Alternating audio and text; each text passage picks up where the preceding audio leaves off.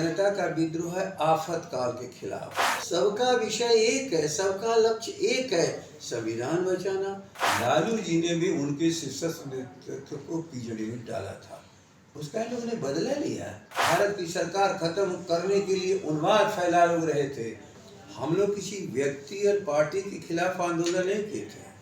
इस भारत की शासन व्यवस्था जो जनता के खिलाफ, जनता ने जो विद्रोह किया था, हम सभी लोग उसके साथ थे। ख्याल कर लेना, जनता का विद्रोह आपातकाल के खिलाफ, और आज जनता का विद्रोह है आफत काल के खिलाफ।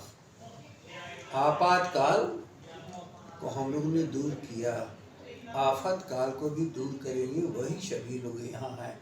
उस समय भाजपा जैसे दंगाई लोग साथ में आ गए थे, देश की समस्या थी, इसलिए राजनीति को भूल करके देश को बचाने के लिए, लोकतंत्र को बचाने के लिए, संविधान को बचाने के लिए हम सबों ने प्रयास किया था। आज ठीक आफत काल में उसे खतरनाक स्थिति है। दंगाई उन्मादी देश को तोड़ने के कगार पर लेके चले गए हैं, गरीब कमजोर अनाथों के खिलाफ हैं, पूंजीपतियों के पक्षधर हैं। इसलिए आज के दिन सभी लोग एक साथ हैं। पार्टी कौन है भूल जाओ, देश एक साथ है। जयप्रकाश जी ने कहा, क्या कहा था, जब हम लोग उस समय इन दंगाइयों को साथ नहीं लेना चाहते थे तो कहा कि इस समय कोई राजनीतिक विचारधारा प्रमुख नहीं है, इस मुल्क को बचाओ, और उस मुल्क को बचाने के लिए सब लोग एक। आज फिर मुल्क पर खतरा है, उससे खतरनाक खतरा है। उस समय तो केवल संविधान स्थगित हुआ था, अब तो संविधान बदलने की बात भूलना मत। आज सबसे खतरनाक स्थिति क्या है, दंगाइयों उन्मादियों के द्वारा। इसे लगता है देश तोड़ देंगे। कमजोर और गरीब अनाथ लोग जिस पीड़ा में हैं, उसकी कल्पना कभी इस लोकतंत्र में नहीं थी। संविधान हमारा बचा रहेगा, लोकतंत्र बचा रहेगा, तो हम लोग फिर अपने राजनीतिक विचारधारा के अनुसार अपनी राजनीति कर लेंगे। कहा जा रहा है कि विपक्षी बैठक जो हुई सब अपने अपने फायदे के लिए आए थे, अपने अपने एजेंडे के साथ आए थे, और केजरीवाल की बात नहीं बनी, इसलिए वो वापस मत। जनता जब देश की है तो उनके नेतृत्व जहाँ जहाँ करता है वो अपने प्रदेश और देश की जनता के साथ है। वो सभी लोग देश बचाने के लिए आए थे, और देश बच जाएगा, प्रदेश बच जाएगा, तो निश्चित रूप से आम जन के साथ, जिसमें हम सब शामिल हैं, वो नेता भी शामिल हैं, इस देश को फायदा होगा, हम सबों को भी फायदा होगा।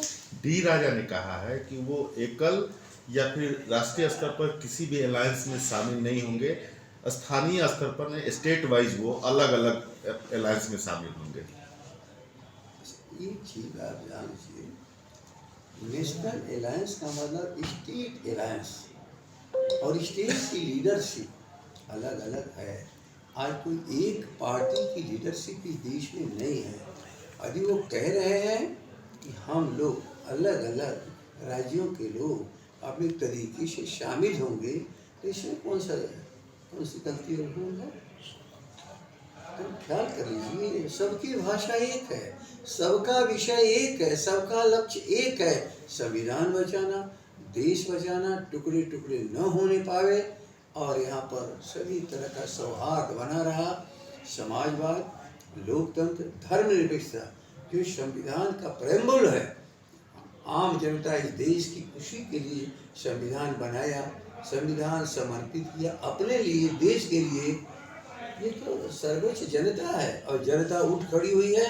इसलिए इसमें कोई राजनीतिक दल जो इस बात पर चिंतित हैं कि हम लोग एक नहीं हो पाएंगे, वो चिंता मुक्त हो जाएं। देश की 130 करोड़ जनता जब एक है, तो उनके हर प्रतिनिधित्व करने वाले लोग एक हैं। लालू जी को लेकर कह रहे हैं कि लालू जी ने कहा कि हम फिट हो गए हैं और भाजपा को फिट कर देंगे। उसको लेकर भाजपा कह रही है कि याद रखें, भूले नहीं कि भाजपा वालों ही ने लालू यादव को पिंजरे में डाला था, और लालू जी ने भी उनके शीर्षस्थ नेतृत्व को पिंजरे में डाला था। उसका इन लोगों ने बदला लिया, और हम लोग बदला नहीं लेते हैं, हम देश को बचाने चले थे। उस समय देश की खतरा शुरू हो रहा था, पूरे देश में उन्माद, भारत की सरकार खत्म करने के लिए उन्माद फैला लोग रहे थे।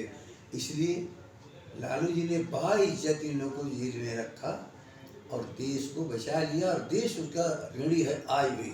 सभी लोग उसका एग्जाम्पल देते हैं कि लालू नहीं होते तो शायद देश नहीं बचता। और आज लालू जी को पिंजड़े में डाले हैं लोग ईर्ष्या से, क्रोध से, आवेश से, बदला लेने के लिए। दोनों के चीज में फर्क है। लालू जी ने कौन देश में खतरा पैदा किया? लालू जी खतरा देश में जो पैदा किए थे उसको देश को बचाने का काम किया, और लालू जी के देश को बचाने की ताकत है, इसको विपक्ष का सभी लोग मानते हैं। इसलिए लालू जी के साथ सभी लोग खड़े हो गए।